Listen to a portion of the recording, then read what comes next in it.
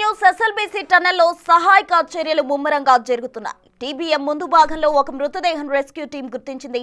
శిథిరాల కింద కనిపించిన ఓ కార్మికుడి చేయి కనిపించడంతో మృతదేహం బయటకు తీసేందుకు సిబ్బంది ప్రయత్నిస్తున్నారు.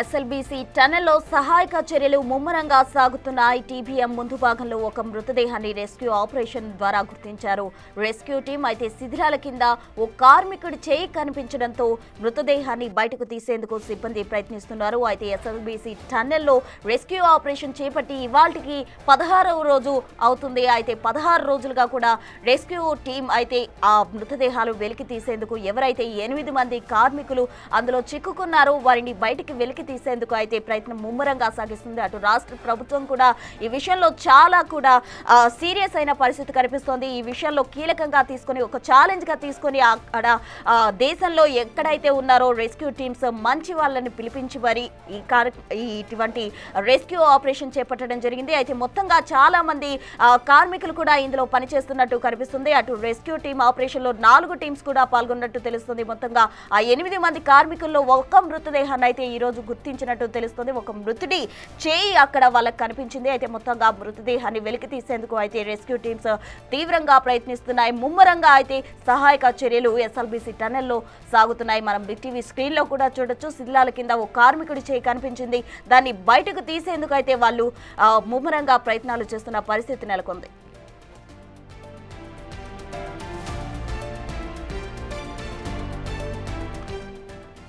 ఎస్ఎల్బీసీ టన్నెల్లో పురోగతికి సంబంధించి పూర్తి వివరాలు మా ప్రతినిధి శంకర్ అందిస్తారు. మహబూబ్ నగర్ నుంచి శంకర్.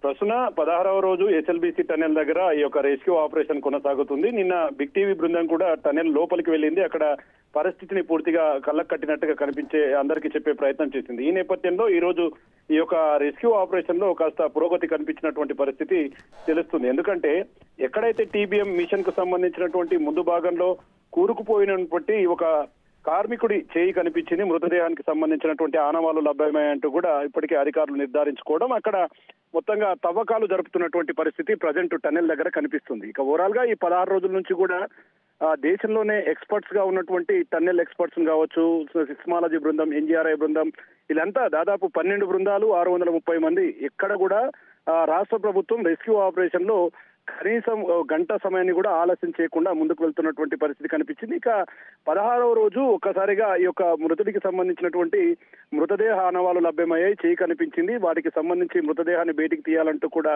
అధికారులు అక్కడ తవ్వకాలు జరుపుతున్నారు. ఇది సాయంత్రం వరకు కూడా కొనసాగే అవకాశాలు ఉన్నాయి. ఎందుకంటే టీబీఎం మిషన్ ముందు భాగంలో ఎక్కడైతే ఈ యొక్క ఆనవాళ్లు లభించాయో ఆ ప్రాంతం అంతా కూడా చాలా క్లిష్టమైన పరిస్థితుల్లో ఉంది. టీబీఎం మిషన్ అంతా కూడా 200 మీటర్ల మేర కూడా బ్యాక్ రావడం, అదంతా కూడా డ్యామేజ్ కావడం జరిగింది.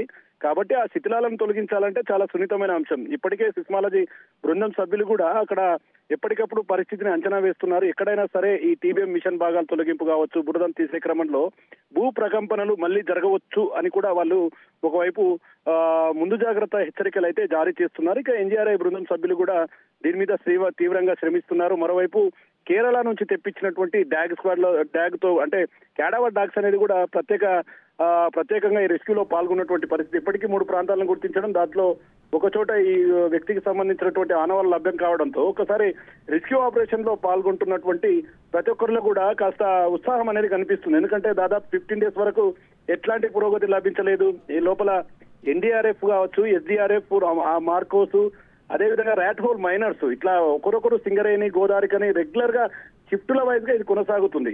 మార్నింగ్ లోకో ట్రైన్ లో దాదాపు 120 మంది వెళ్తారు. వాళ్ళు తిరిగి మధ్యాహ్నం బయటికి రావడం, వాళ్ళ ప్లేస్ లో 120 మంది మళ్ళీకి వెళ్ళడం, అంటే ఒక షిఫ్ట్ లో 120 మంది ఇంజనీర్లు, ఎన్జీఆర్ఐ, పోలీసులు, అటవీ శాఖ, ఇట్లా ఒక్కొక్క భాగానికి సంబంధించి కొంతమందిని సెలెక్టెడ్ పీపుల్ ను కూడా లోపలికి పంపించి క్లియర్ గా అక్కడ ఉన్నటువంటి రెస్క్యూని కొనసాగిస్తున్నారు. ఇప్పటికీ రాష్ట్ర ముఖ్యమంత్రి రేవంత్ రెడ్డి కూడా ఇప్పటికీ ఉత్తమ్ కుమార్ రెడ్డి ద్వారా రెగ్యులర్ గా ఈ విషయం పైన ఆరా తీస్తున్నాడు.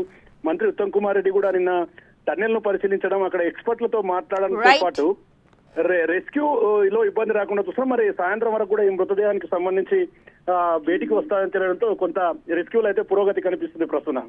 Thank you Shankar.